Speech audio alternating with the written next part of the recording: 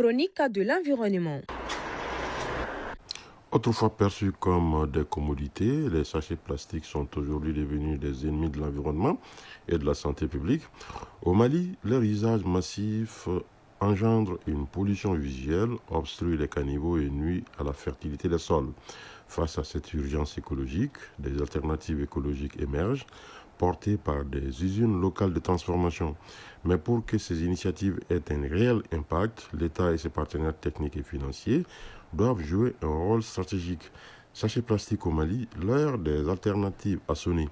C'est le sujet de la chronique de l'environnement. C'était une réalisation de Agibou Koulibaly. Au Mali, les sachets plastiques s'accumulent à un rythme inquiétant. Leur présence devient une menace environnementale majeure. Ces déchets mettent plusieurs siècles à se dégrader, étouffent les animaux, appauvrissent les sols, détruisent les cultures et aggravent les inondations en obstruant les caniveaux. Face à ce fléau, des solutions locales émergent. Plusieurs structures se sont lancées dans la transformation des déchets plastiques et la fabrication de sacs biodégradables. Une réponse innovante portée le plus souvent par des jeunes entrepreneurs ou des femmes engagées. Koti Sidibé, promotrice de l'entreprise Sidibé Plastique. Prolonger la durée de vie des déchets plastiques en utilisant la méthode des 3 R, c'est-à-dire réduire, réutiliser et recycler les déchets. C'est une unité de collecte, de nettoyage et de bourrage des déchets plastiques afin de les commercialiser. Au cœur de ces ateliers de transformation, l'enthousiasme est palpable, mais derrière l'espoir se cachent aussi des contraintes techniques et financières. Calambri Hélène Argidam, présidente de l'Association pour l'environnement, l'assainissement pour une meilleure cadre de vie. En premier lieu, je peux dire que c'est le problème d'endroit approprié qui nous cause vraiment des sérieux problèmes. Parce que pour pouvoir exceller dans ce domaine, pour pouvoir persévérer et te rendre utile dans ce domaine, il faut un endroit approprié pour le faire.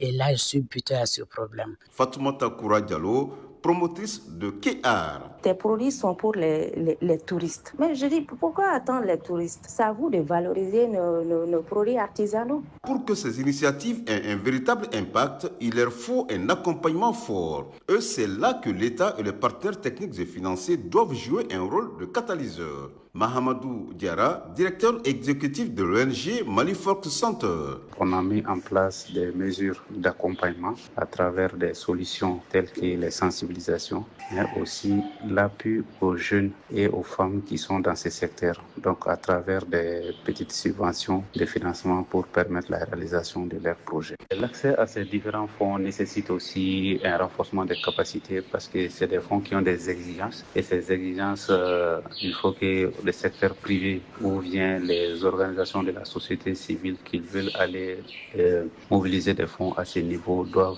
avoir une capacité ou bien faire recours à des consultants compétents, surtout le secteur privé qui peut faire des grands projets d'envergure dans le domaine du recyclage ou bien de la récupération ou la valorisation des déchets. Abandonner les sachets plastiques ne se fera pas du jour au lendemain, mais les alternatives existent. Avec une volonté politique affirmée, un financement intelligent et l'engagement des citoyens, les usines locales peuvent devenir les piliers d'une économie verte. Encore, faut-il que chacun réalise qu'un simple sachet plastique peut cacher un poison silencieux qui tue lentement notre terre. Chronique de l'environnement.